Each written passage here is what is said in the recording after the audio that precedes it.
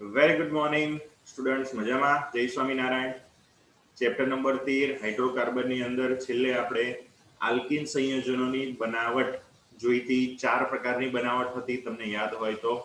પહેલી હતી અસંતૃપ્ત, આપણા પેલા આલ્કાઇન પ્રકારના સંયોજનોમાંથી, ત્રિબંધવાળા સંયોજનોમાંથી. બીજી બનાવટ હતી આલ્કાઇલ હેલાઇડમાંથી. ત્રીજી બનાવટ હતી વિસિનલ ડાયહેલાઇડમાંથી. અને ચોથી તમારી બનાવટ હતી આલ્કોહોલમાંથી. તો આ રીતે આપણે આલ્કિન સંયોજનો છેલ્લા લેક્ચરમાં બનાવ્યા હતા. નેક્સ્ટ હવે આ બની ગયેલા આલ્કિન સંયોજનોના ભૌતિક ગુણધર્મોનો અભ્યાસ કરવાનો છે અને પછી રાસાયણિક ગુણધર્મો. તો ભૌતિક ગુણધર્મોમાં આગળ આપણે આલ્કેન પ્રકારના સંયોજનો જોયા હતા. એની અંદર મેં તમને કીધું હતું કે ભૌતિક ગુણધર્મોની અંદર મેઇન 3 બાબતોની ચર્ચા આવે. એમની ભૌતિક અવસ્થા, એમની દ્રાવ્યતા, એમના ઉત્કલન બિંદુ. દરેકમાં એક કોમન વસ્તુ હશે, કાર્બનની સંખ્યા ઉપર આધાર હશે. કાર્બનની સંખ્યા વધે, ઉત્કલન બિંદુ વધે, દ્રાવ્યતા ઘટે, ભૌતિક અવસ્થા વાયુથી પ્રવાહી અને ઘન તરફ જશે. તો જોઈએ અહીંયા આલ્કિનમાં કેવા ભૌતિક ગુણધર્મો એની અંદર જોવા મળે છે. સૌ પ્રથમ તો આલ્કિનમાં શરૂઆત થાય છે ઓછામાં ઓછા 2 કાર્બનથી. એ 2 થી લઈને 4 કાર્બન સુધીના સભ્યો વાયુ સ્વરૂપે હશે, 5 થી 18 સુધીના સભ્યો પ્રવાહી સ્વરૂપે હશે અને તેનાથી વધુ કાર્બન ધરાવતા સભ્યો ઘન સ્વરૂપે હશે, આપણા આલ્કેનની જેમ જ. પણ આ આલ્કિનની શ્રેણીનો જે પહેલો સભ્ય છે ઇથિન, એ એક વિશિષ્ટ રંગવિહીન પરંતુ ફળ જેવી મીઠી વાસ ધરાવતો છે, વાયુ છે. જ્યારે બીજા બધા બાકીના કોઈ પણ આલ્કિનમાં આવી સરસ સારી કોઈ પણ પ્રકારની વાસ નથી. બીજા બધા આલ્કિન વાસવિહીન અને સ્વાદવિહીન છે. વળી જો દ્રાવ્યતાની ચર્ચા કરીએ તો આપણા આલ્કિન પ્રકારના સંયોજનો જેમ અધ્રુવીય હતા, એમ આ સંયોજનો પણ લગભગ અધ્રુવીય છે. પણ હા, આલ્કિનની સરખામણીમાં આલ્કિન સંયોજનો થોડા વધારે ધ્રુવીય છે. ગણવાના તો અધ્રુવીય જ, પણ આલ્કેન કરતા થોડાક ધ્રુવીય, કારણ કે અહીંયા દ્વિબંધ હોવાથી.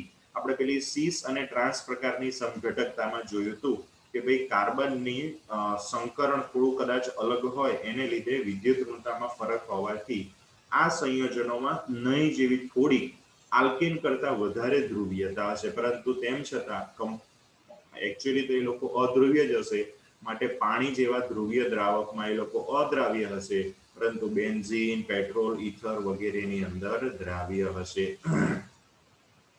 જો એમના ગલનબિંદુ ઉત્કલન બિંદુની ચર્ચા કરીએ તો આલ્કેન કરતા એમના ગલનબિંદુ ઉત્કલન બિંદુ કેવા હશે? નીચા હશે. એમાં એ લોકો એક નવી પ્રકારની વસ્તુ લખી કે ભાઈ જો એમાં આણ્વીય દળ વધતા તેમાં વધારો થાય. તેમાં એટલે ઉત્કલન બિંદુ ગલન બિંદુમાં વધારો થાય છે.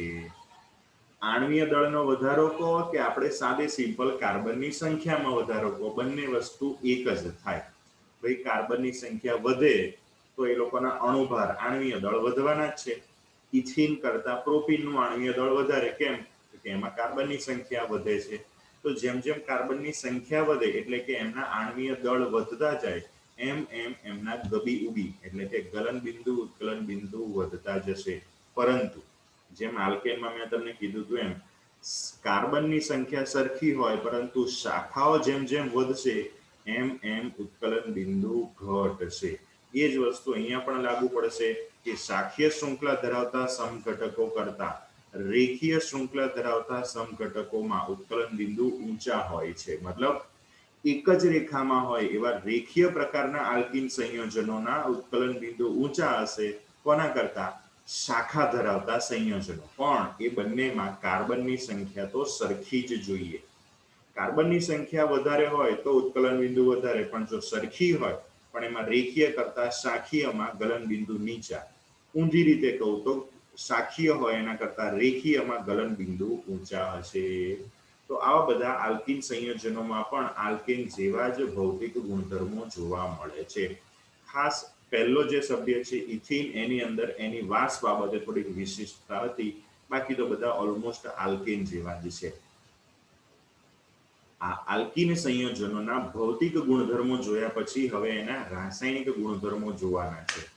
અલગ અલગ પ્રકારના ઘણા બધા એની અંદર રાસાયણિક ગુણધર્મો એટલે કે રાસાયણિક પ્રક્રિયાઓ આવશે. પણ મેઇન નોંધવાની વસ્તુ મેં તમને ચેપ્ટરની શરૂઆતમાં જ્યારે આલ્કેન સંયોજનો ભણતા હતા ત્યારે કીધું હતું કે દરેક પ્રકારના દરેક ક્રિયાશીલ સમૂહ ધરાવતા સંયોજનોની કોઈ એક લાક્ષણિક પ્રક્રિયા હોય. જેમ આલ્કેનની અંદર મેં તમને કીધું હતું કે ભાઈ એ લોકો સંતૃપ્ત હાઇડ્રોકાર્બન છે, માટે એ લોકોની અંદર આપણે કશું નવું ઉમેરી ના શકીએ.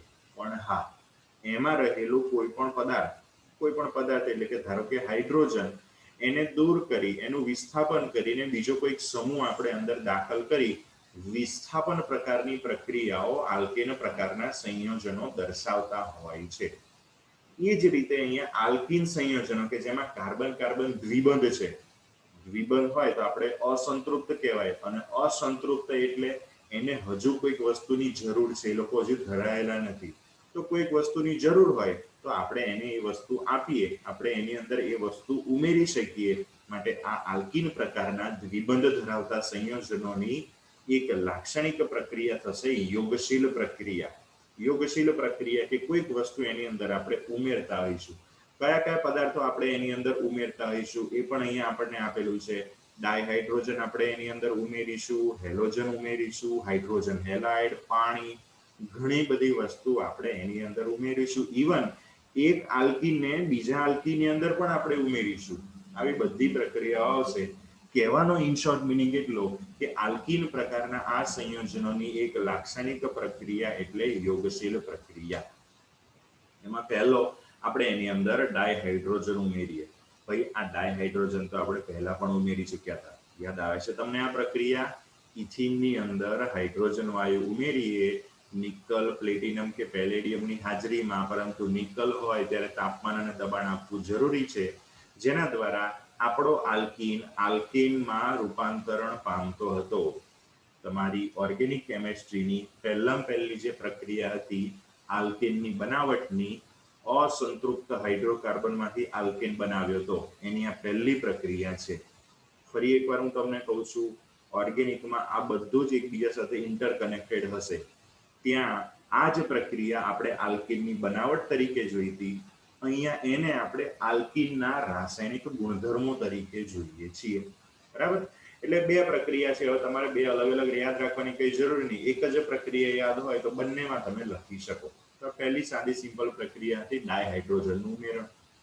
એમાં શું કરતા હતા એ પણ થોડુંક યાદ કરી લઈએ કે ભાઈ બે હાઇડ્રોજન છે તો દ્વિબંધથી જોડાયેલા બે કાર્બનને એક હાઇડ્રોજન તમે આપી દો, અને બંનેમાં હાઇડ્રોજન ઉમેરવા માટે તમારે એક પાઈ બંધ તોડવો પડે. પાઈ બંધ તોડો તો માત્ર એક સિગ્મા બંધ જ વધે અને બંને કાર્બન ઉપર એક હાઇડ્રોજન આવી જશે. તો આ રીતે આપણે ડાયહાઇડ્રોજન વાયુને આલ્કીનની અંદર ઉમેરી શકીએ, કોઈ પણ આલ્કીનની અંદર. અહીંયા આપણને ઉદાહરણ તરીકે માત્ર ઇથિન આપેલું છે. એ જ રીતે જેમ આપણે હાઇડ્રોજન ઉમેર્યો એમ આપણે હેલોજન પણ ઉમેરી શકીએ. ધારો કે આપણે Cl2 ઉમેરવો હોય તો કાર્બન કાર્બન વચ્ચેનો એક પાઈ બંધ તોડી એક ક્લોરીન એક કાર્બનને આપીએ અને બીજો એક ક્લોરીન છે બીજા કાર્બનને આપીએ. બંને કાર્બન ઉપર એક ક્લોરીન આપણે મૂકી શકીએ અને બંને કાર્બન વચ્ચે દ્વિબંધ હતો એમાંથી એનું સિંગલ સિગ્મા બંધમાં રૂપાંતરણ થઈ જાય. આ પ્રક્રિયાના અંતે જે નિપજ મળે છે એના ઉપર જો ધ્યાન દઈએ તો એ નિપજમાં બે હેલોજન રહેલા છે અને બે હેલોજન પાસેના બે કાર્બન ઉપર રહેલા છે. તો આગળ આલ્કીનની બનાવટમાં આપણે જોયું તો એ પ્રમાણે આ સંયોજનને આપણે વિસિનલ ડાયહેલાઇડ કહી શકીએ.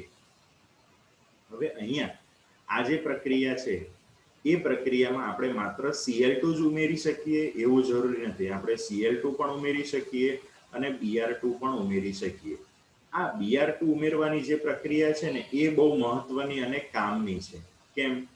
તો કે ભાઈ ડાયક્લોરીન વાયુ છે એનો તો કોઈ એવો ખાસ સ્પેશિયલ ઉડીને આંખે વળગે એવો કઈ રંગ નથી, પરંતુ જે બ્રોમિન વાયુ છે Br2, એ બ્રોમિન કાર્બન ટેટ્રાક્લોરાઇડમાં દ્રાવ્ય કરેલો હોય. કાર્બન ટેટ્રાક્લોરાઇડ એક પ્રવાહી રંગવિહીન દ્રાવક છે, એમાં આપણે Br2 વાયુને દ્રાવ્ય કરેલો હોય. આ Br2 કથ્થઈ બદામી રંગનો વાયુ છે, એટલે કાર્બન ટેટ્રાક્લોરાઇડની અંદર દ્રાવ્ય કરતા એ આખું બદામી રંગનું થઈ જાય. એ બદામી રંગના દ્રાવણમાંથી જો કોઈ પણ આલ્કીન આપણે પસાર કરીએ અથવા તો આલ્કીનની પ્રક્રિયા આવા બદામી રંગના દ્રાવણ સાથે કરવામાં આવે, હવે જો આપણા સંયોજનની અંદર દ્વિબંધ હોય અને એની પ્રક્રિયા આપણે Br2 સાથે કરાવીએ તો એક બ્રોમિન એક કાર્બન ઉપર અને બીજો બ્રોમિન બીજા કાર્બન ઉપર જાય અને જેમ અહીંયા 2 ક્લોરીન ઉમેરાયા હતા એમ 2 બ્રોમિન અંદર ઉમેરાઈ જશે. પ્રક્રિયા તો સાદી સિમ્પલ છે, પણ આનાથી થશે શું? ઓરિજિનલ આપણી પાસે જે Br2 હતો એ Br2 બદામી રંગનો હતો અને એ પેલા દ્વિબંધની અંદર ઉમેરાઈને જે સંયોજન બનશે વિસિનલ ડાયહેલાઇડ પ્રકારનું એ રંગવિહીન હશે. તો પહેલા જે બદામી રંગનું હતું એ હવે રંગવિહીન થઈ ગયું. તો આને આપણે આલ્કીન એટલે કે દ્વિબંધની પરખ માટેની કસોટી તરીકે લઈ શકીએ. આપણો કોઈ પણ અજ્ઞાત કાર્બનિક પદાર્થ છે, આપણને ખબર નથી કે એમાં દ્વિબંધ છે કે નહીં, પણ જો એ પદાર્થની પ્રક્રિયા બ્રોમિન Br2 સાથે કરવામાં આવે, એ બ્રોમિન કે જે બદામી રંગનો છે એ બંને વચ્ચે પ્રક્રિયા થતા બદામી રંગ દૂર થાય છે, તો સમજવાનું કે આપણા સંયોજનમાં દ્વિબંધ થશે. કેમ કે બદામી રંગ કેમ દૂર થાય? તો કે પેલો Br2 પેલા સંયોજનની અંદર ઉમેરાઈ જાય અને જે વિસિનલ ડાયબ્રોમાઇડ બનાવે એ રંગવિહીન હશે. તો બદામી રંગ દૂર થયો, રંગવિહીનમાં ફેરવાયો, ધેટ મીન્સ કંઈક પ્રક્રિયા થઈ અને પ્રક્રિયા ક્યારે થાય? જ્યારે Br2 એની અંદર ઉમેરાય. ક્યારે ઉમેરાય? તો જ્યારે આપણા સંયોજનમાં દ્વિબંધ હોય ત્યારે. તો આપણા અજ્ઞાત કાર્બનિક સંયોજનમાં અસંતૃપ્તતા એટલે કે દ્વિબંધ હાજર છે કે નહીં એ જાણવા માટે આ પ્રક્રિયા બહુ જ મહત્વની છે. પણ એમાં આપણે હેલોજન તરીકે Cl2 નહીં, આપણે Br2 વાપરવો પડે કે જે બદામી રંગનો છે અને જો પ્રક્રિયા થાય અર્થાત આપણા અજ્ઞાત સંયોજનમાં દ્વિબંધ હાજર હોય તો એનો બદામી રંગ દૂર થઈ જશે. અહીંયા આ પ્રક્રિયા ઇલેક્ટ્રોન અનુરાગી યોગશીલ પ્રક્રિયાનું ઉદાહરણ છે, જેમાં ચક્રીય હેલોનિયમ આયનનું નિર્માણ થાય છે. બરાબર. હવે આ જ વસ્તુ હેલોજનનું એની અંદર જે ઉમેરણ છે એને આપણે ઇલેક્ટ્રોન અનુરાગી યોગશીલ પ્રક્રિયા કીધી, જેમાં ચક્રીય હેલોનિયમ આયન બને છે. આ જ વસ્તુને આપણે એક વિડીયો દ્વારા થોડુંક સમજવાનો પ્રયત્ન કરીએ તો તમને વધારે ઇઝીલી મગજમાં ઉતરશે. આઈ થિંક તમને દેખાતું હશે. અહીંયા તમે જોઈ શકો છો કે ભાઈ આપણી પાસે એક કાર્બન કાર્બન દ્વિબંધ વાળું સંયોજન છે. કાર્બન કાર્બન દ્વિબંધ વાળું આ એક સંયોજન છે અને અહીંયા Cl2 Br2 જેવા કોઈ પણ હેલોજન રહેલા છે. આપણને ખબર છે કે ભાઈ એક હેલોજન આ કાર્બન ઉપર અને એક હેલોજન આ કાર્બન ઉપર, પણ બંને એટલા ઇઝીલી એકબીજા સાથે તરત જોડાઈ નહીં જાય, વારાફરતી જોડાશે. કેવી રીતે? જોતા રહીએ. સૌ પ્રથમ કોઈ પણ એક હેલોજન આવશે. યસ, હેલોજનની અંદર તમે જોઈ શકો છો કે ભાઈ હેલોજન ઉપર વધારાના અબંધકારક ઇલેક્ટ્રોન યુગ્મ છે. આપણી પાસે કાર્બન કાર્બન દ્વિબંધમાં પણ ઇલેક્ટ્રોન યુગ્મ છે. હવે અહીંયા આ બે કાર્બન કાર્બન વચ્ચેનું જે ઇલેક્ટ્રોન યુગ્મ છે એ બંધ તૂટશે અને આપણા ઇલેક્ટ્રોન યુગ્મની મદદથી અહીંયા કાર્બન અને હેલોજન વચ્ચે બંધ બનશે. કેવી રીતે? જોઈએ. Yes, ready. શું થયું? તો કે ભાઈ એક હેલોજન હતો, એ હેલોજન વચ્ચેનો બંધ તૂટી ગયો અને એક હેલોજન બંને કાર્બન સાથે જોડાઈ ગયો. હવે હેલોજન સામાન્ય રીતે એક બંધ બનાવે. તમે ક્યારેય ફ્લોરિન, ક્લોરિન, બ્રોમિન આ લોકોના એકથી વધારે બંધ બહુ ઓછા જોયા હશે. સિંગલ બંધ અહીંયા જનરલી જોવા મળતો હોય છે, પરંતુ અહીંયા આપણો હેલોજન બે કાર્બન સાથે બે બંધ બનાવે છે. પોતાની નોર્મલ કેપેસિટી કરતા એક બંધ વધારે બનાવ્યો, માટે હેલોજન ઉપર ધન વીજભાર આવી ગયો. તો જ્યારે આપણે હેલોજન ઉપર ધન વીજભાર આવી જાય એને આપણે હેલોનિયમ આયન કહીએ છીએ. શેના જેવું? તો જો આ ક્લોરીન છે, ક્લોરીન ઉપર ઋણ વીજભાર આવે ને તો આપણે એને ક્લોરાઇડ કહીએ, પણ ક્લોરીન ઉપર ધન વીજભાર આવે તો આપણે એને ક્લોરોનિયમ આયન કહીએ. એ જ રીતે કોઈ પણ હેલોજન ઉપર ઋણ વીજભાર હોય, ક્લોરીન, ફ્લોરિન, બ્રોમિન ગમે તે, તો આપણે એને હેલાઇડ આયન કહીએ. પણ હેલોજન ઉપર ધન વીજભાર આવી જાય તો બની જશે આ પ્રકારનો હેલોનિયમ આયન કે જે ચક્રીય રચના ધરાવશે. અહીંયા આપણે જોયું કે ભાઈ હેલોજન અહીંયા જોડાશે અને ચક્રીય હેલોનિયમ આયન બનશે. ત્યારબાદ જે બીજો હેલોજન વધ્યો એનું શું થશે? તો એ પેલા બીજા કાર્બન ઉપર આ રીતે જોડાશે. Yes, ready?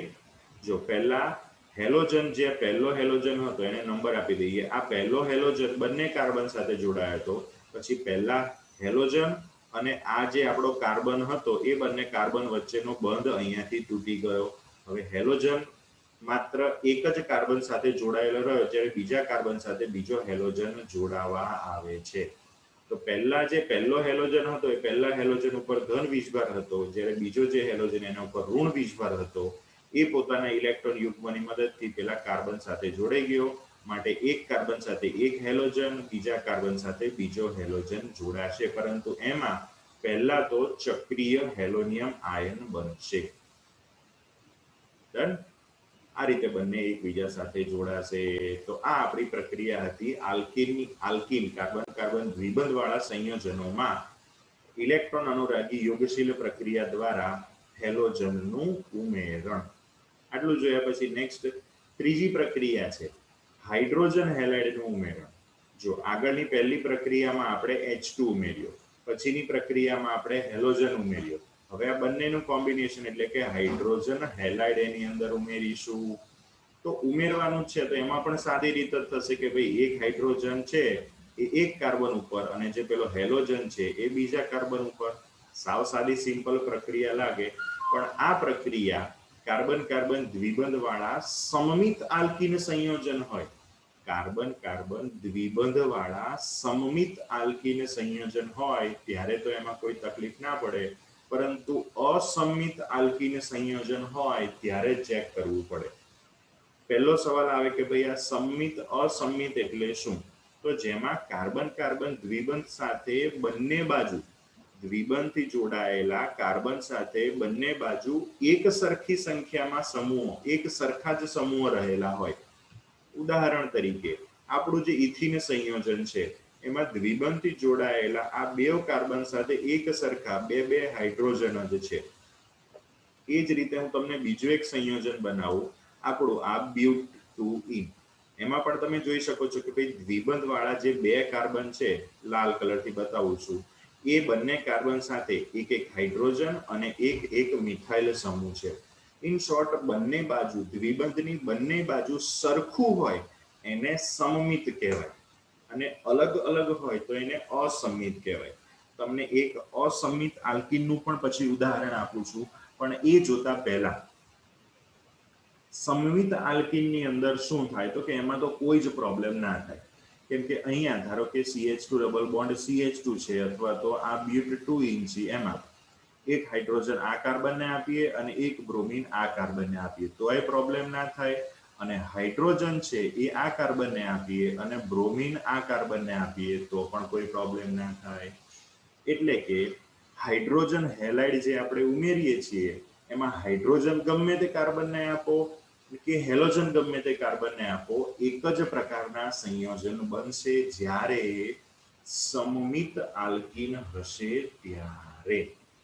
પરંતુ અસમિત આલ્કીન હોય તો જેમ કે પ્રોપીનની અંદર તમે અહીંયા જોઈ શકો છો કે ભાઈ પ્રોપીનના બંધારણની અંદર કાર્બન કાર્બન જે બે કાર્બન વચ્ચે દ્વિબંધ છે એમાં એક કાર્બન સાથે હાઇડ્રોજન અને મિથાઇલ સમૂહ છે, જ્યારે બીજા કાર્બન સાથે બે હાઇડ્રોજન જ રહેલા છે.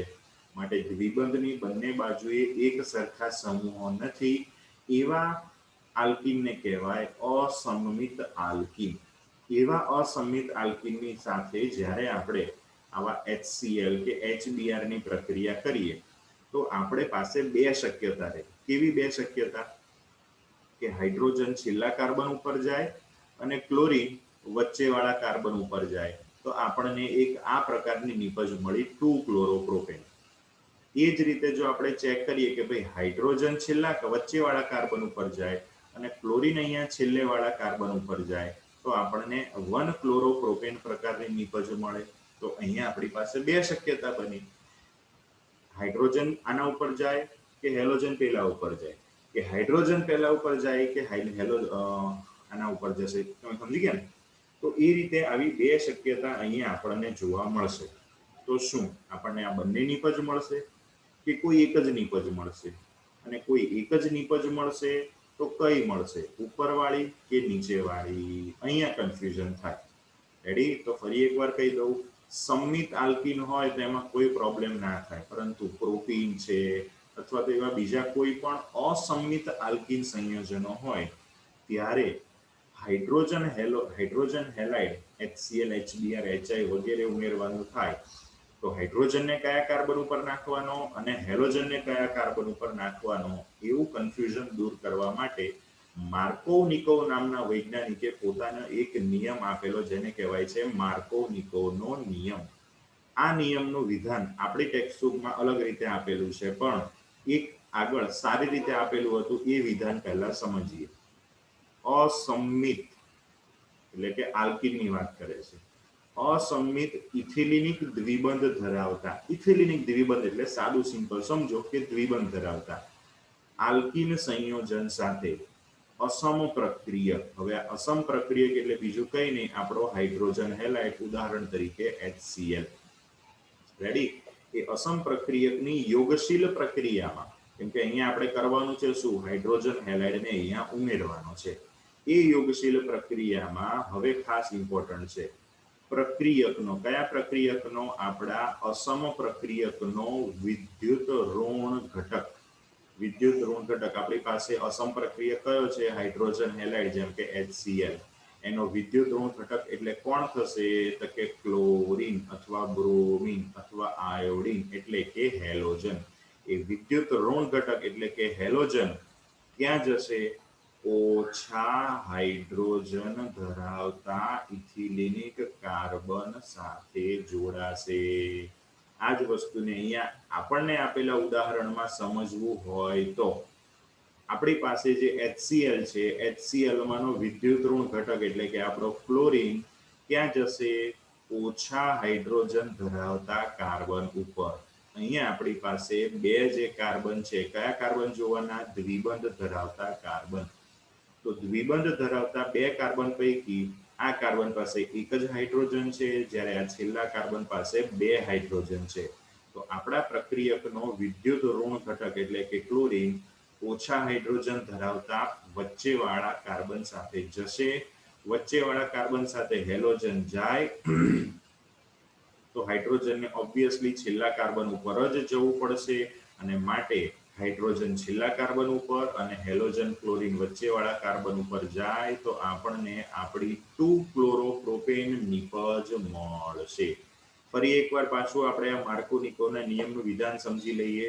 અસમિત ઇથિલિનિક દ્વિબંધ ધરાવતા આલ્કીન, ઉદાહરણ તરીકે આપણું પ્રોપીન, એની અસમ પ્રક્રિયક એટલે કે આપણો HCl, એની યોગશીલ પ્રક્રિયામાં પ્રક્રિયકનો એટલે કે HCl નો વિદ્યુત ઋણ ઘટક એટલે કે આપણો ક્લોરીન ઓછા હાઇડ્રોજન ધરાવતા ઇથિલિનિક કાર્બન, ઓછા હાઇડ્રોજન ધરાવતો ઇથિલિનિક કાર્બન એટલે દ્વિબંધ ધરાવતો, તો દ્વિબંધ ધરાવતા બે કાર્બનમાંથી ઓછા હાઇડ્રોજન ધરાવતા કાર્બન સાથે આપણો હેલોજન જોડાશે. અહીંયા આપણે પ્રોપીનનું ઉદાહરણ આપેલું છે. આવો કોઈ પણ અસંમિત આલ્કીન હોય એમાં દ્વિબંધથી જોડાયેલા બે કાર્બન જોવાના, કયા કાર્બન સાથે ઓછા હાઇડ્રોજન છે, તો કે આ કાર્બન સાથે. એની સાથે પેલાનો વિદ્યુત ઋણ ઘટક જોડી દેવાનો, એ ચાહે બ્રોમિન હોય કે ક્લોરીન હોય કે આયોડીન ગમે તે, એની સાથે ઓછા હાઇડ્રોજન ધરાવતા કાર્બન સાથે હેલોજનને જોડી દેવાનો. તો બાકી રહેલા દ્વિબંધના બીજા કાર્બન સાથે આપણે હાઇડ્રોજન જોડી દેવાનો રહે.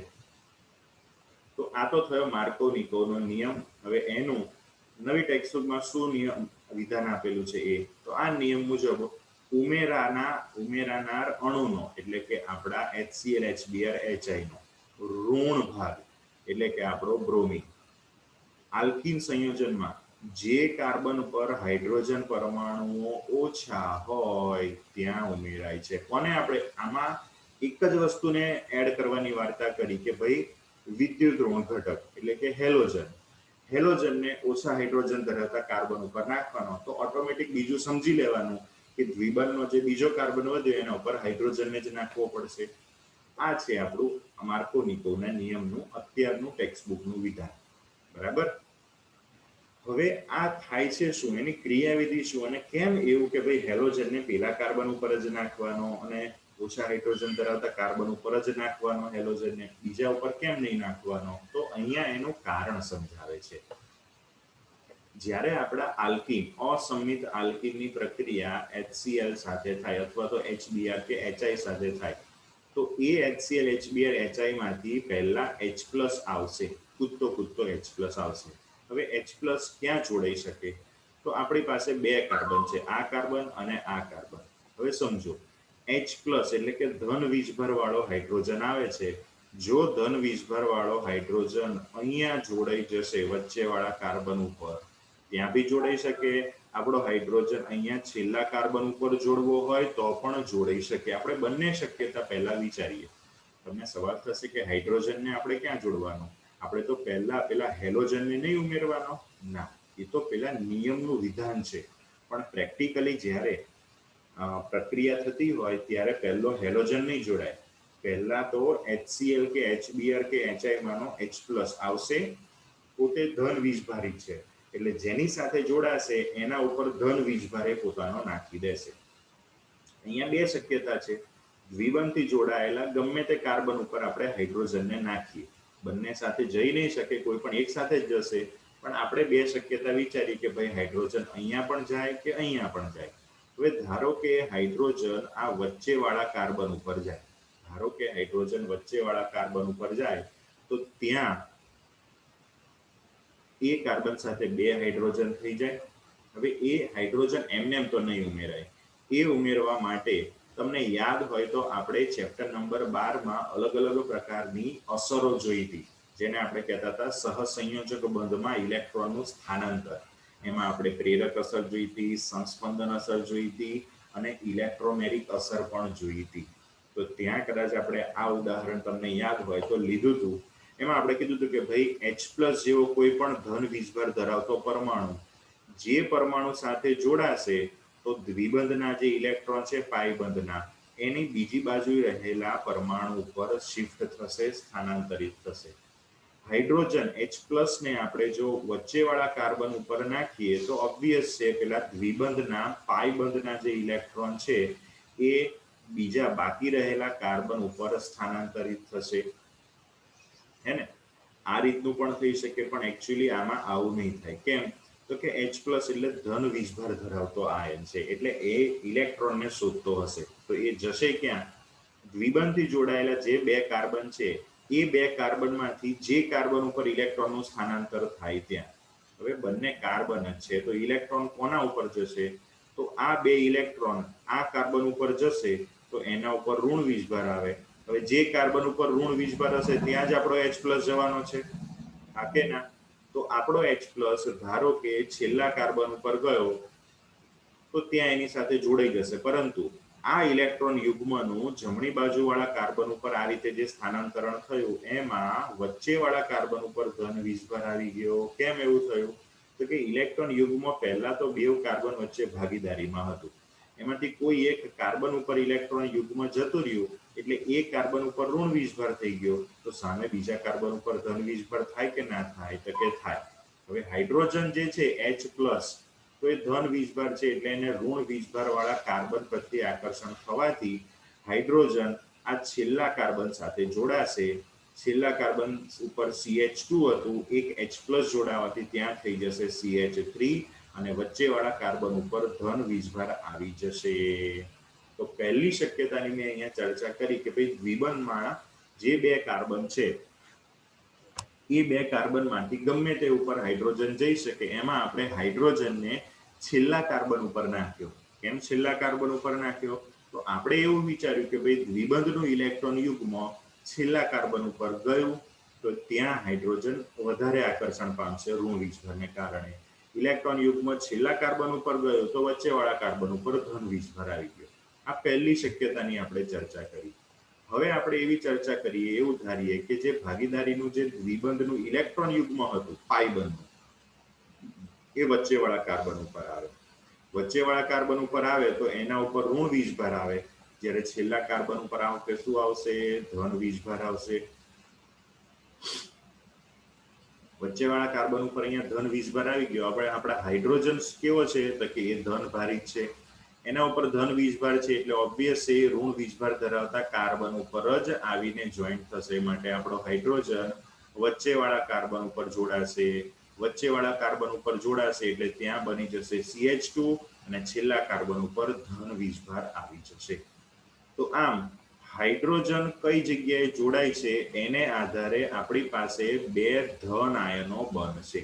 કેમ કે આપણી પાસે પ્રોપીન જે સંયોજન હતું એ તો તટસ્થ હતું, પણ એની સાથે ધન વીજભાર ધરાવતો H+ જોડાશે એટલે નવું સંયોજન એ પણ ધન વીજભારિત થશે. તો એમાં બે શક્યતા બની. એમાં વચ્ચેવાળા કાર્બન ઉપર ધન વીજભાર પણ શક્ય છે, છેલ્લા કાર્બન ઉપર પણ ધન વીજભાર શક્ય છે. હવે એક નવી એક વસ્તુ આપણે 12મા ચેપ્ટરમાં ભણ્યા હતા કે એવી કોઈ પણ સ્પીસીસ કે જેમાં કાર્બન ઉપર ધન વીજભાર હોય એને આપણે કાર્બોકેટાયન કહેતા હતા, તમને યાદ હોય તો. તો અહીંયા પણ એવું જ થાય છે કે જે બે શક્યતા બને છે એમાં બંનેમાં કાર્બન ઉપર ધન વીજભાર છે, એટલે બંને જે બને છે એ બંને કાર્બોકેટાયન બને છે, પણ બંનેના પ્રકાર અલગ અલગ છે. પહેલાની અંદર જોઈએ તો પહેલામાં જે કાર્બન ઉપર ધન વીજભાર છે એ કાર્બન બીજા બે મિથાઇલ સમૂહ સાથે જોડાયેલો હોવાથી એ દ્વિતીયક કાર્બોકેટાયન એટલે કે 2 ડિગ્રી કાર્બોકેટાયન બનશે. જ્યારે બીજી શક્યતામાં છેલ્લા કાર્બન ઉપર ધન વીજભાર છે, એ ધન વીજભાર ધરાવતો કાર્બન બીજા એક જ કાર્બન સાથે ડાયરેક્ટ જોડાયેલો છે, હે ને? માટે એ કેવો થશે? પ્રાથમિક કાર્બોકેટાયન એટલે કે 1 ડિગ્રી કાર્બોકેટાયન. આમ મેઇન આપણે શું સમજવાનું કે ભાઈ હાઇડ્રોજન હેલાઇડ ઉમેરાય છે HCl જેવો, એમાં પહેલા H+ આવશે, એ H+ આપણા અસમિત આલ્કીનમાં જોડાય ત્યારે બે જાતના કાર્બોકેટાયન બનવાની શક્યતા રહે, એક દ્વિતીયક અને એક પ્રાથમિક. પણ આપણે ચેપ્ટર નંબર 12માં જોયું હતું કે ભાઈ કાર્બોકેટાયનની સ્થાયીતાનો ક્રમ શું હતો? તો કે 3 ડિગ્રી કાર્બોકેટાયન સૌથી વધારે સ્થાયી, એના કરતા ઓછો સ્થાયી 2 ડિગ્રી, એના કરતા ઓછો સ્થાયી 1 ડિગ્રી કાર્બોકેટાયન. કારણ એનું ત્યાં ભણી ચૂક્યા હતા એટલે અત્યારે ડિટેલમાં ચર્ચા નથી કરતા, પરંતુ દ્વિતીયક કાર્બોકેટાયન જે હોય એ વધારે સ્થાયી હોય, અને જે સ્થાયી હોય એ જ બને એ ઓર્ગેનિકનો નિયમ છે. તો અહીંયા આપણી પાસે દ્વિતીયક કાર્બોકેટાયન જે બને છે એ વધારે સ્થાયી હોવાથી માત્ર એ જ બનશે. આ બીજી તો આપણે માત્ર શક્યતા વિચારી હતી, પણ એ તો બનશે જ નહીં, કેમ કે એ થાય તો 1 ડિગ્રી બને, પણ 1 ડિગ્રી કરતા 2 ડિગ્રી બને તો વધારે સારું ને, કેમ કે 2 ડિગ્રી વધારે સ્થાયી છે. માટે 2 ડિગ્રી કાર્બોકેટાયન બનશે. 1 ડિગ્રી કાર્બોકેટાયન જે બને છે એ રીતનો હાઇડ્રોજનનું ઉમેરણ થશે નહીં, એટલે બન્યો માત્ર 2 ડિગ્રી કાર્બોકેટાયન. હવે આપણે પહેલા સ્ટેપમાં તો માત્ર H+ ઉમેર્યો હતો, પેલો ક્લોરીન બાકી હતો, એ ક્લોરીન હવે અહીંયા ઉમેરાશે. આપણો જે 2 ડિગ્રી દ્વિતીયક કાર્બોકેટાયન હતો એમાં ક્લોરીન ઉમેરાશે. હવે ક્લોરીન ઉપર ઋણ વીજભાર છે એટલે ઓબ્વિયસ એ ક્યાં જશે? જેના કાર્બન ઉપર ધન વીજભાર છે ત્યાં, એટલે કે વચ્ચેવાળા કાર્બન ઉપર. અને વચ્ચેવાળા કાર્બન સાથે ક્લોરીન જોડાવાથી આપણને 2-ક્લોરોપ્રોપેન મુખ્ય નિપજ તરીકે મળશે.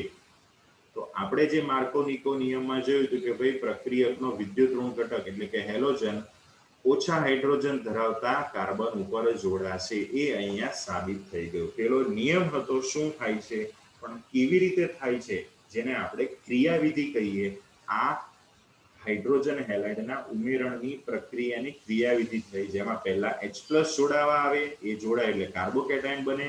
બીજા તબક્કાની અંદર હેલોજન એની સાથે જોડાશે. ડન. બહુ જ ઇમ્પોર્ટન્ટ અને કામનો આ માર્કો-નિકો નિયમ છે.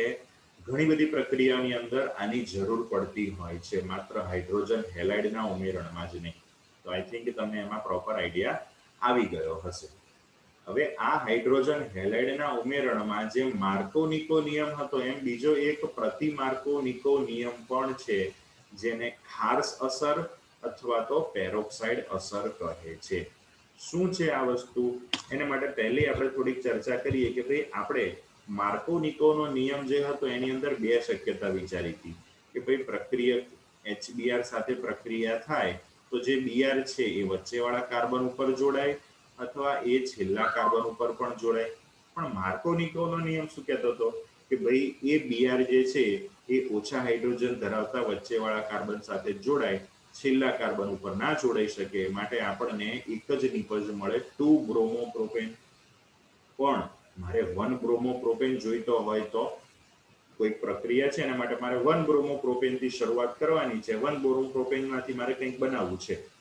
તો તો 1 બ્રોમોપ્રોપેન મારે જોઈતો હોય તો મારે 2 બ્રોમોપ્રોપેનની જરૂર નથી. તો 1 બ્રોમોપ્રોપેન મેળવવું હોય તો એના માટે શું કરવાનું? બની શકે ખરો? તો કે હા, બની શકે. એને માટે મારે શું લેવાનું? તો કે લેવાનો પ્રોપીન જ. બીજું તો કે HBr જ લેવાનો. તો કે HBr અને પ્રોપીન લઈએ તો આપણને 2 બ્રોમોપ્રોપેન ના મળે? હા, 2 બ્રોમોપ્રોપેન મળે, પરંતુ આપણે 1 બ્રોમોપ્રોપેન જોઈતો હોય તો પ્રોપીન અને HBr ની સાથે સાથે બીજું પણ કંઈક એની અંદર ઉમેરવું પડે. એ શું ઉમેરવાનું? તો આપણે એની અંદર ઉમેરવાનો પેરોક્સાઇડ. આપણે એની અંદર શું ઉમેરવાનો? પેરોક્સાઇડ. પેરોક્સાઇડ વિશે આપણે 9મા ચેપ્ટરની અંદર ભણી ગયા હતા, હાઇડ્રોજન પેરોક્સાઇડ. પણ આપણે અહીંયા હાઇડ્રોજન પેરોક્સાઇડ નહીં ઉમેરવાનો, આપણે અહીંયા ઉમેરવાનો છે બેન્ઝોઇલ પેરોક્સાઇડ. આપણે શું ઉમેરવાનું છે એની અંદર? Benzoyl peroxide. તો એની એ જ પ્રક્રિયકો છે, પ્રોપીન જ છે, HBr જ છે, પણ સહેજ આપણે એની અંદર ઉદ્દીપક બેન્ઝોઇલ પેરોક્સાઇડ નાખ્યો તો આપણને નિપજ કંઈક અલગ જ મળી, હે ને? તો આ એક વિશિષ્ટ વસ્તુ કહેવાય. અહીંયા કેવી રીતે થશે પછી જોઈએ. શું થાય છે પહેલા વિચારીએ. આ પ્રક્રિયામાં આપણને નિપજ કઈ મળી? 1 બ્રોમોપ્રોપેન. હવે 1 બ્રોમોપ્રોપેન નિપજ ક્યારે મળે? તો કે ભાઈ જ્યારે બ્રોમિન છે એ છેલ્લા કાર્બન ઉપર જાય અને હાઇડ્રોજન છે એ વચ્ચેવાળા કાર્બન ઉપર જાય. એના કરતાં જો સહેજ બીજી રીતે વિચારીએ તો બ્રોમિન વધારે હાઇડ્રોજન વાળા કાર્બન ઉપર ગયો અને હાઇડ્રોજન ઓછા હાઇડ્રોજન વાળા કાર્બન ઉપર ગયો. એના કરતાં પણ માર્કો-નિકોના નિયમમાં જે પ્રમાણે હતું એ પ્રમાણે બોલીએ તો પ્રક્રિયકનો વિદ્યુત ઋણ ઘટક બ્રોમિન વધારે હાઇડ્રોજન વાળા કાર્બન ઉપર ગયો, નહીં કે ઓછા હાઇડ્રોજન વાળા કાર્બન ઉપર. એટલે માર્કો-નિકોના નિયમમાં જે હતું એના કરતાં તદ્દન ઊંધું અહીંયા જોવા મળે છે. એટલે અહીંયા જે વસ્તુ થાય છે એને કહેવાય છે પ્રતિ-માર્કો-નિકો નિયમ, જેમાં પેરોક્સાઇડની જરૂર પડતી હોવાથી એને પેરોક્સાઇડ અસર કહે છે. અને ખાર્સ નામના વૈજ્ઞાનિકે આનો અભ્યાસ કર્યો હોવાથી એને ખાર્સ અસર પણ કહેવામાં આવે છે, કે જેમાં અસમિત આલ્કીનની પ્રક્રિયા અસમપ્રક્રિયક સાથે બેન્ઝોઇલ પેરોક્સાઇડ વાપરવામાં આવે ત્યારે થાય છે. કેવી રીતે શું થાય છે, શું એની ક્રિયાવિધિ છે એ આપણે જોઈએ. ચલો, યસ, પહેલું તો બેન્ઝોઇલ પેરોક્સાઇડ, આ એનું બંધારણ છે. આ ફિનાઇલ બેન્ઝીન રિંગ, પછી કાર્બન ઓક્સિજન દ્વિબંધ, પછી એની સાથે ઓક્સિજન CO અને C6H5. બંધારણ જુઓ તો તમને ગોખવું પડશે એવું લાગે છે, પણ આને આપણે સાદી સિમ્પલ રીતે યાદ રાખીએ. તમને યાદ હોય તો હાઇડ્રોજન પેરોક્સાઇડ એટલે શું? તો કે HOOH. ચેપ્ટર નંબર 9 ને આધારે તમને ખબર હશે આને કહેવાય હાઇડ્રોજન પેરોક્સાઇડ. એને H2O નહીં, H2O2, જેમાં હાઇડ્રોજન ઓક્સિજન હાઇડ્રોજન, આ પ્રકારે 2 હાઇડ્રોજન અને 2 ઓક્સિજન ગોઠવાયેલા હોય એને આપણે હાઇડ્રોજન પેરોક્સાઇડ કહીએ. પેરોક્સાઇડ એટલે શું? તો કે 2 ઓક્સિજન એકબીજા સાથે સિંગલ બંધથી જોડાયેલા હોય એને પેરોક્સાઇડ કહેવાય. એ 2 ઓક્સિજન સાથે બંને બાજુ હાઇડ્રોજન હોય તો હાઇડ્રોજન પેરોક્સાઇડ. પણ બંને બાજુએ હાઇડ્રોજનની જગ્યાએ કોઈ કે બીજો સમૂહ હોય તો, ઉદાહરણ તરીકે બીજા સમૂહમાં આપણે લઈએ બેન્ઝોઇલ સમૂહ. બેન્ઝોઇલ સમૂહ એટલે શું? આને કહેવાય બેન્ઝોઇલ સમૂહ. બંને બાજુએ શું હશે? બેન્ઝોઇલ સમૂહ. બેન્ઝોઇલ સમૂહ એટલે કાર્બન ઓક્સિજન દ્વિબંધ અને એ કાર્બન સાથે બેન્ઝીન જોડાયેલો હશે. તો અહીંયા આપણે જોઈ શકીએ છીએ કે ભાઈ C6H5 એટલે આ આપણી બેન્ઝીન રિંગ. 2 બેન્ઝીન રિંગ છે બંને બાજુ, એટલે બંને બાજુએ C6H5. પછી કાર્બન ઓક્સિજન દ્વિબંધ પણ બંને બાજુએ છે અને વચ્ચે સિંગલ બંધથી જોડાયેલા 2 ઓક્સિજન છે. તો આ રીતે આપણી પાસે આ છે બેન્ઝોઇલ પેરોક્સાઇડ, જેમાં બેન્ઝીન રિંગ, કાર્બન ઓક્સિજન દ્વિબંધ, પેરોક્સાઇડ બંધ ધરાવતા એટલે કે સિંગલ બંધથી જોડાયેલા 2 ઓક્સિજન, એની સામેની બાજુ પણ એ જ રીતનું. તો પેરોક્સાઇડ વાળા 2 ઓક્સિજન સાથે 2 બેન્ઝોઇલ સમૂહ જોડાયેલા હોય તો એને આપણે બેન્ઝોઇલ પેરોક્સાઇડ કહીએ છીએ. હવે યાદ રાખજો, બેન્ઝોઇલ પેરોક્સાઇડ કે કોઈ પણ પ્રકારના પેરોક્સાઇડ હોય એમાં હંમેશા આપણે ઓર્ગેનિકમાં ઓક્સિજન વચ્ચેનો બંધ તોડવાનો. તૃતીયક બ્યુટાઇલ પેરોક્સાઇડ, બેન્ઝોઇલ પેરોક્સાઇડ, ઘણા બધા પેરોક્સાઇડ આવે. પેરોક્સાઇડ એટલે મેં તમને કીધું ઓક્સિજન ઓક્સિજન વચ્ચે સિંગલ બંધ હોય. તો ઓક્સિજન ઓક્સિજન વચ્ચેનો આ સિંગલ બંધ તોડીએ તો બંને બાજુ ઓક્સિજન જ છે, માટે અહીંયા આ બંધનું સમવિભાજન થશે, જેમાં ભાગીદારીના એક એક ઇલેક્ટ્રોન બંને ઓક્સિજન ઉપર જવાથી આપણને આવા બે કટકા મળશે, જેમાં ઓક્સિજન ઉપર એક ઇલેક્ટ્રોન બાકી રહેશે. અને ઓક્સિજન ઉપર એક ઇલેક્ટ્રોન હોય અથવા તો કોઈ પણ પરમાણુ ઉપર એકલો એક ઇલેક્ટ્રોન હોય તો આપણે એને શું કહીએ છીએ? મુક્ત મૂલક કહીએ છીએ. માટે આ બેન્ઝોઇલ પેરોક્સાઇડમાંથી ઓક્સિજન ઓક્સિજન બંધનું સમવિભાજન થવાથી આપણને આ રીતનો મુક્ત મૂલક બનશે. હવે આ મુક્ત મૂલક અગાઉ પણ મેં તમને કીધું હતું, આલ્કેનમાં મુક્ત મૂલક ક્રિયાવિધિ પ્રમાણે જે પ્રક્રિયા થતી હોય એમાં શું થતું હોય? તો મુક્ત મૂલક નવો એક મુક્ત મૂલક ઉત્પન્ન કરે. કન્ટિન્યુઅસ પ્રોસેસ ચાલુ ને ચાલુ જ રહે. તો અહીંયા સૌ પ્રથમ આપણા પેરોક્સાઇડ બેન્ઝોઇલ પેરોક્સાઇડમાંથી એક આવો મુક્ત મૂલક બનેલો છે. આ મુક્ત મૂલક એક નવો મુક્ત મૂલક ઉત્પન્ન કરશે. કેવી રીતે? તો બેન્ઝીન વાળો જે કાર્બન છે, હવે અહીંયા બેન્ઝીન સાથે જે CO સમૂહ જોડાયેલો છે એ કાર્બન કાર્બન વચ્ચેના બંધના જે બે ઇલેક્ટ્રોન છે એ બે ઇલેક્ટ્રોન કાર્બન ઉપર બંને કાર્બન ઉપર એક એક જશે. એટલે અહીંયા પણ ફરી પાછું સમવિભાજન થશે. તમને કદાચ થતું હશે કે ભાઈ આ કાર્બન અને હાઇડ્રોજન વચ્ચે બંધ છે તો એમાં કેવી રીતે સમવિભાજન થાય? હવે એકચ્યુઅલી કાર્બન અને હાઇડ્રોજન વચ્ચે બંધ ના હોય, આ કાર્બન અને બેન્ઝીનના એક કાર્બન વચ્ચે બંધ હોય. એટલી તો હવે તમને ખબર પડવી જોઈએ. તો એ બે કાર્બન કાર્બન વચ્ચે બંધના ભાગીદારીના જે ઇલેક્ટ્રોન છે એ સમવિભાજન થવાથી બંને ઇલેક્ટ્રોન બંને કાર્બન ઉપર જતા રહેશે. હવે ડાબી બાજુ ગયો એમાં તો વાંધો નહીં, પરંતુ જમણી બાજુએ કાર્બન ઉપર એક ઇલેક્ટ્રોન ગયો, એ કાર્બન અને ઓક્સિજન પાસે જે ઇલેક્ટ્રોન હતો એની મદદથી એ બંને કાર્બન અને ઓક્સિજન વચ્ચે નવો એક દ્વિબંધ બની જશે અને CO2 વાયુ અલગ ઉત્પન્ન થશે, જે અહીંયા 2CO2 સ્વરૂપે આપેલો છે. 2CO2 બે CO2 કેમ ના બન્યા? તો આપણી પાસે પહેલા બે એવા કટકા બન્યા હતા, બે મુક્ત મૂલક બન્યા હતા, એટલે બે CO2 બને. આ તો આપણે CO2 ને દૂર કર્યો, પરંતુ જે પહેલા બેન્ઝીન વાળા કાર્બન ઉપર એક ઇલેક્ટ્રોન ગયો તો એનું શું થયું? તો કે એમાંથી બે ફિનાઇલ મુક્ત મૂલક ઉત્પન્ન થશે. એને શું કહેવાશે? ફિનાઇલ મુક્ત મૂલક. બેન્ઝીનના કોઈ પણ એક કાર્બન ઉપર એક ઇલેક્ટ્રોન હશે એવો ફિનાઇલ મુક્ત મૂલક ઉત્પન્ન થશે. આ જે પહેલો તબક્કો થયો કે જેમાં આપણા ઓરિજિનલ બેન્ઝોઇલ પેરોક્સાઇડ હતું એમાંથી સમવિભાજન થઈ અને ફિનાઇલ મુક્ત મૂલક ઉત્પન્ન થયો. અગાઉ કીધું હતું એ પ્રમાણે મુક્ત મૂલક શું કરશે? નવો એક મુક્ત મૂલક બનાવશે. કેવી રીતે? તો એ ફિનાઇલ મુક્ત મૂલક આપણા HBr સાથે પ્રક્રિયા કરે. હવે HBr કોઈ પણ મુક્ત મૂલક હશે એ બીજો મુક્ત મૂલક કેવી રીતે બનાવશે? તો કે ઓલવેઝ એ સમવિભાજન કરાવશે.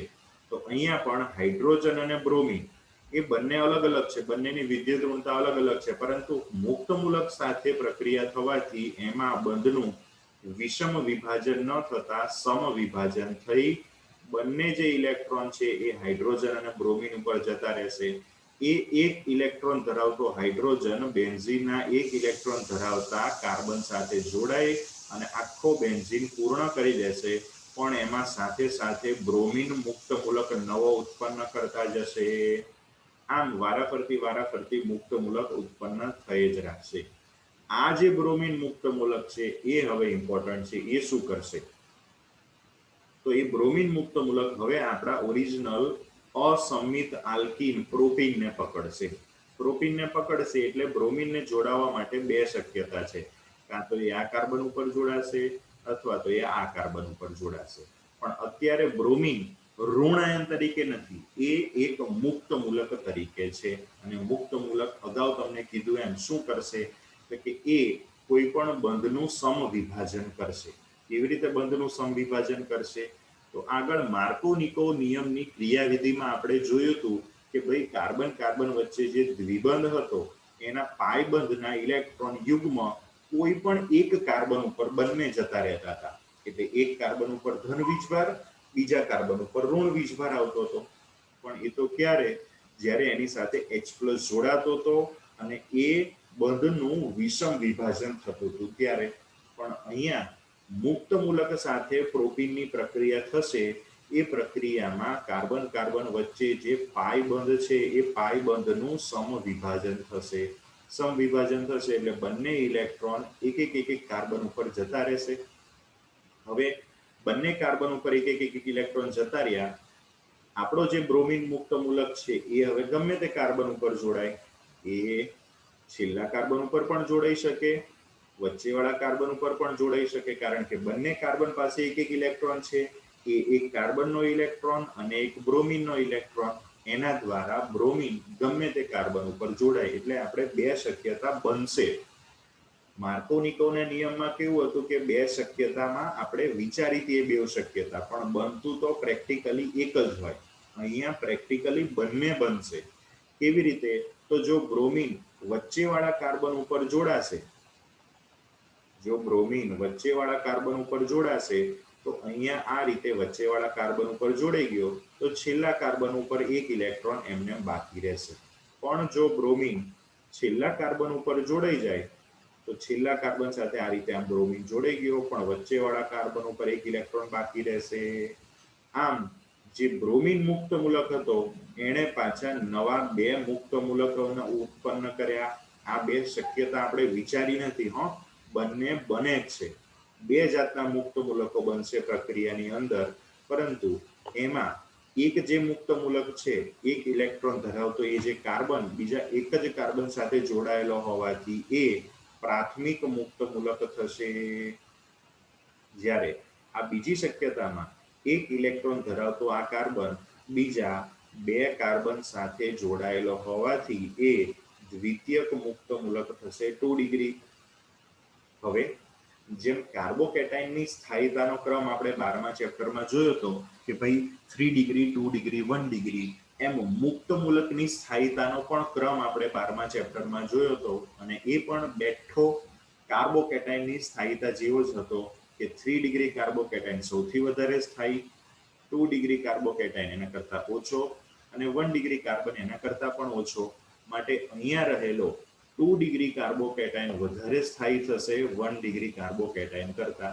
2 ડિગ્રી કાર્બોકેટાઇન વધારે સ્થાયી છે એટલે આ નિપજ વધારે પ્રમાણમાં મળશે. મતલબ કે આપણો આ જે કાર્બોકેટાઇન છે એ થોડો વધારે જથ્થામાં બનશે, પણ આ કાર્બોકેટાઇન 1 ડિગ્રી જે બને છે, સોરી કાર્બોકેટાઇન નહીં, મુક્ત મૂલક, એ થોડા ઓછા જથ્થામાં બનશે. માટે આપણને બે અહીંયા નિપજો મળશે મુક્ત મૂલક સ્વરૂપની. એક 1 ડિગ્રી મુક્ત મૂલક, એક 2 ડિગ્રી મુક્ત મૂલક. એ 1 ડિગ્રી અને 2 ડિગ્રી મુક્ત મૂલક સાથે હવે નવો પાછો HBr નો અણુ જોઈન થવા આવશે. હવે આપણી પાસે જે અણુ છે એ મુક્ત મૂલક છે, એટલે એ શું કરશે? નવો મુક્ત મૂલક ઉત્પન્ન કરશે. કેવી રીતે? બંધનું સમવિભાજન કરીને. તો અહીંયા હાઇડ્રોજન અને બ્રોમિન વચ્ચેના બંધનું પણ સમવિભાજન થશે. એક ઇલેક્ટ્રોન હાઇડ્રોજન ઉપર, એક ઇલેક્ટ્રોન બ્રોમિન ઉપર જશે. એક ઇલેક્ટ્રોન વાળો હાઇડ્રોજન પેલા એક ઇલેક્ટ્રોન વાળા કાર્બન સાથે જોઈન્ટ થઈ અને CH2 બનાવી દેશે. એટલે આપણી પાસે બનશે CH3 CH2 CH2Br, અને જે છેલ્લો આપણો પેલો બ્રોમિન મુક્ત મૂલક બન્યો હતો એ અહીંયા અલગ બનશે. અને આ નવો બનેલો બ્રોમિન મુક્ત મૂલક પાછો પેલી પ્રક્રિયા નવા કોઈ પ્રોપીન અણુને પકડશે. કેવી રીતે? આને આગળના સ્ટેપમાં આપણે જોયું હતું એ પ્રમાણે. રેડી? અહીંયા જે રીતે બ્રોમિન એક પ્રોપીન અણુને પકડતો હતો, તો દર વખતે જે પ્રોપીન નવો ઉત્પન્ન થશે એ પ્રોપીન નવાને નવા જે બ્રોમિન મુક્ત મૂલક ઉત્પન્ન થશે એ નવા પ્રોપીનને પકડશે. તો બે આપણી પાસે મુક્ત મૂલકો બન્યા હતા, એક દ્વિતીયક મુક્ત મૂલક અને એક પ્રાથમિક મુક્ત મૂલક. બંને HBr સાથે પ્રક્રિયા કરશે, બંને HBr બંધનું સમવિભાજન કરશે, અને નીકળતો જે હાઇડ્રોજન છે એ કાર્બન સાથે જોડાશે. કાર્બન સાથે જોડાશે એટલે આપણને બે નિપજો મળશે. એક નિપજ આપણી જે હતી એ 1 બ્રોમોપ્રોપેન અને બીજી નિપજ 2 બ્રોમોપ્રોપેન. પરંતુ અહીંયા આપણે જોયું એમ આ 2 ડિગ્રી કાર્બોકેટાઇન વધારે સ્થાયી હોવાથી એ વધારે પ્રમાણમાં બનશે, અને એની સાથે હાઇડ્રોજન જોડાવાથી જે 1 બ્રોમોપ્રોપેન મળે છે એ પણ મુખ્ય નિપજ તરીકે વધારે જથ્થામાં મળે છે. તો આપણો સવાલ એ જ હતો કે ભાઈ માર્કોનિકો નિયમ પ્રમાણે જો આપણે જોવા જઈએ તો હેલોજન ઓછા હાઇડ્રોજન વાળા વચ્ચે વાળા કાર્બન સાથે જોડાતો હતો એટલે આપણને 2 ક્લોરો કે 2 બ્રોમોપ્રોપેન મળતો હતો. પણ અમારે 1 બ્રોમોપ્રોપેન જોઈતો હોય તો એમાં પ્રેમથી મીઠું મરચું નાખી એ રીતે બેન્ઝોઇલ પેરોક્સાઇડ નાખી દો તો એને આધારે આપણને 1 બ્રોમોપ્રોપેન મળશે. 2 બ્રોમોપ્રોપેન મળશે પરંતુ 1 બ્રોમોપ્રોપેન વધારે જથ્થામાં મળશે જ્યારે 2 બ્રોમોપ્રોપેન અલ્પ નિપજ થોડાક ઓછા જથ્થામાં મળશે.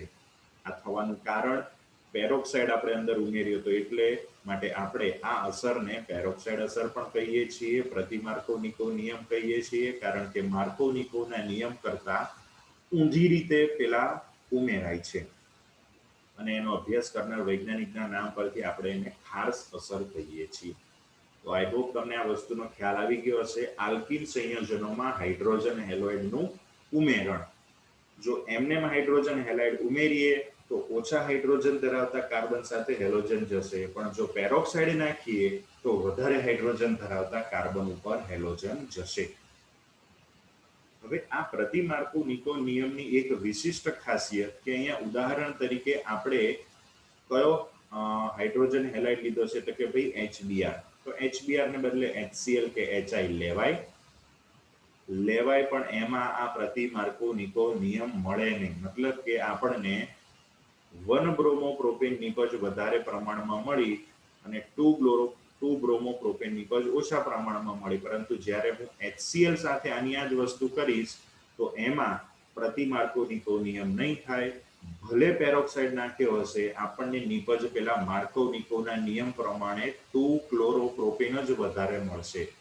તો HCl કે HI માં આ પેરોક્સાઇડ અસર આપણને જોવા મળતી નથી. પ્રતિમાર્કોનિકો નિયમ ફોલો થતો નથી કે માત્ર ને માત્ર HBr ની અંદર જ વસ્તુ શક્ય બને છે. એનું કારણ શું? એ કારણ પણ અહીંયા આપણને આપેલું છે કે હાઇડ્રોજન અને ક્લોરીન વચ્ચેનો બંધ મજબૂત હોય છે. હાઇડ્રોજન અને ક્લોરીન આપણને પણ ખબર છે કે ભાઈ ક્લોરીનનું કદ બ્રોમિન કરતા નાનું એટલે હાઇડ્રોજન અને ક્લોરીન વચ્ચેનો બંધ નાનો હોય એટલે થોડોક મજબૂત હોય, માટે સરળતાથી એનું સમ વિભાજન શક્ય નથી, એનું વિષમ વિભાજન જ થાય. એમાંથી H+ અને Cl- જ બને. H અને Cl મુક્ત મૂલક તરીકે ઉત્પન્ન થાય નહીં, એમાં ધન અને ઋણ આયન તરીકે H+ અને Cl- જ બને.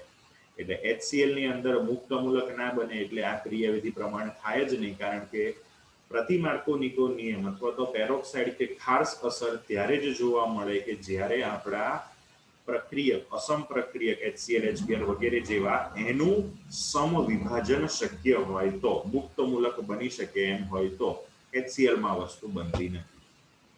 હવે બ્રોમિન કરતા આયોડિનનું વિચારીએ તો કે ભાઈ બ્રોમિન કરતા આયોડિનનું કદ મોટું, માટે HCl માં બંધ તૂટવાની તકલીફ પડતી હતી. એટલે ચલો સમજ્યા કે ભાઈ HCl માં વસ્તુ શક્ય નથી, પરંતુ હાઇડ્રોજન અને આયોડિન વચ્ચેનો બંધ તો મસ્ત સરળતાથી તૂટી જાય, કેમ કે આયોડિનનું કદ મોટું એટલે હાઇડ્રોજન અને આયોડિન વચ્ચેનો બંધ મોટો હોય તો સરળતાથી તૂટી જાય.